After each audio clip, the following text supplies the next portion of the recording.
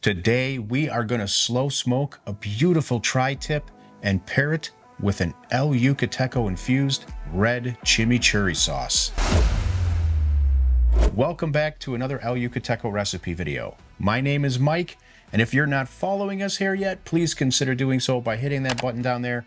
You don't want to miss out on all these great recipes that we're putting out for you. Real quick, I want to let you know that I'm going to have all the details for this recipe as well as all of the El Yucateco social media links down in the video description. Now let's get started. We're going to kick off this recipe with an El Yucateco infused red chimichurri sauce. In a blender, we're going to add 1 cup of roasted red pepper, 1/2 cup of fresh parsley, 1/4 cup red wine vinegar, 1/4 cup lemon juice, 2 teaspoons of paprika, and you can make this smoked paprika if you want a little bit of extra smoky flavor. I've got about 7 garlic cloves here that are just peeled, 1/4 teaspoon of salt, 1/2 teaspoon of black pepper, 1/2 cup olive oil. Time to infuse this chimichurri sauce with some El Yucateco Red, and you can go anywhere from 1/2 ounce to 1 ounce depending on how much kick you like. Now cover your blender and pulse.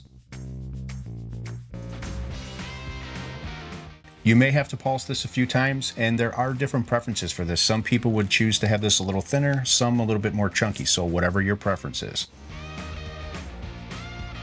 All right, that looks perfect to me. Now we're going to get this into a dish. Now give this a little taste, number 1, just because it's good, and 2, just make sure you have enough salt.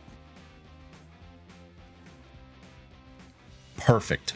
Now we'll just get this covered up and then into the refrigerator to chill until it's time to serve. You can do this 1 to 2 days in advance or even just a couple hours before you're ready to serve. The longer it sits in the fridge, the better it's going to taste. Now let's prep our tri-tip. All right, I have here about a 2.5 pound tri-tip. Now tri-tip is an extremely delicious cut. If you've never had it, you really need to give it a try.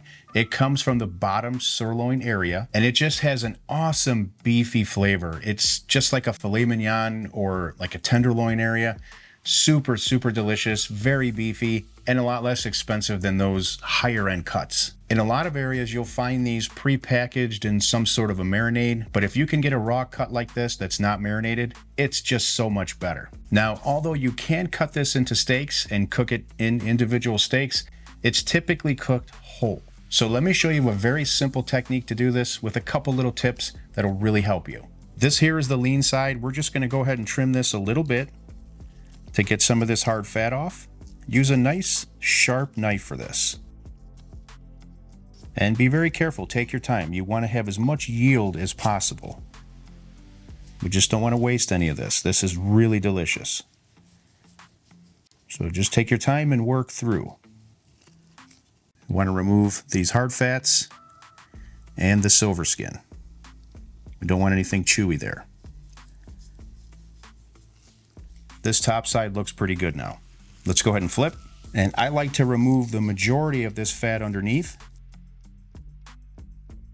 The reason why I like to remove this fat is because it gives us more surface area for our rub to stick to. With the rub sticking to it, we're going to develop a crust. Crust equals flavor. The rub will not stick to the fat, and it will come off as soon as this begins to render. And a lot of this fat, this is hard fat, this is not going to render. So we're going to get rid of the vast majority of this. Just take your time and work your way through. Try not to cut too deep. And you can see here we've exposed all that beautiful meat for our rub to stick to. Now, speaking of rub, you want to go with a coarse rub for this. That's going to develop a really nice crust and bark on the outside. So you can use a coarse blend of salt, pepper, and garlic, or you can just be really simple and use Montreal steak seasoning, which is what I'm going to use today. Either one will work wonderful. So since we just finished this bottom side, let's go ahead and hit this up with some Montreal steak seasoning first, and just pat that in as you apply it. And make sure to get around the edges. Okay, now we'll flip this over. And I'd like to show you another little pointer, very important trick for you to know when you're cooking tri-tip. As you can see, the grains run 2 different ways. We have them going this way and we have them going this way. So what I like to do is make a cheater cut so that I can see exactly where I need to slice when this is done cooking. So I'm going to come here on this end and I'm going to cut very thinly across the grain, not too deep. And I will also make a cut here where the grain starts to go the opposite way, Just very shallow, nothing too crazy. Just a marker so that you know where you're going to slice. All right, now let's get this top side seasoned. Since it's a large, thick piece of meat, it can handle a good amount of seasoning, so be generous. All right, let's pat that in. Get some on the sides. All right, this tri-tip is ready for the smoker, and we're just gonna let it hang out here until we get our smoker up to temperature. We'll be doing this cook today on a pellet smoker at 225 to 250 degrees Fahrenheit. Cooking at this low temperature will allow us to add some beautiful smoke flavor to the tri-tip. This also makes the cook low stress. By rising the temperature slowly, you can be sure to pull this tri-tip at the right time for your desired doneness. Be sure to use a meat thermometer or a meat probe so you can monitor your temperatures closely. Simply get your tri-tip on the cooker, close the lid, and allow it to cook. Cook times can go from 1 to 2 hours depending on how large the tri-tip is and what your desired finishing temperature is. We're shooting for a medium rare to medium temperature today, so we'll remove this tri-tip from the cooker right under 130 degrees Fahrenheit and allow it to carry over 130 degrees during rest.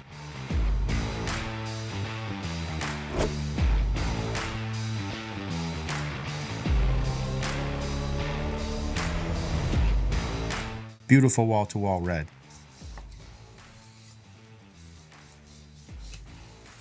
All right, now let's just drizzle this red chimichurri. Now that right there is a work of art, and this is very easy to do. Okay, time for my favorite part of the video.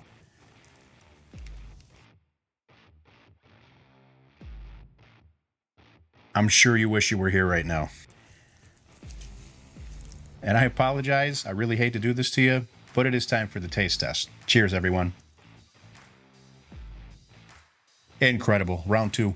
That red chimichurri is absolutely incredible. There's that nice vinegar flavor. You do get those roasted red peppers. And of course, the El Yucateco just adds a ton of flavor and a little kick. So you saw how easy this one is to do. And if you don't have a smoker at home, don't worry. You can do this in the oven at the same cook temperatures. It was really great to cook outside again today. Thank you for being here with me. I always appreciate your time very much. Appreciate you watching. Leave a comment down below. Give us a thumbs up. And don't forget till next time to kick up all your recipes with the King of Flavor. And I will see you on the next video.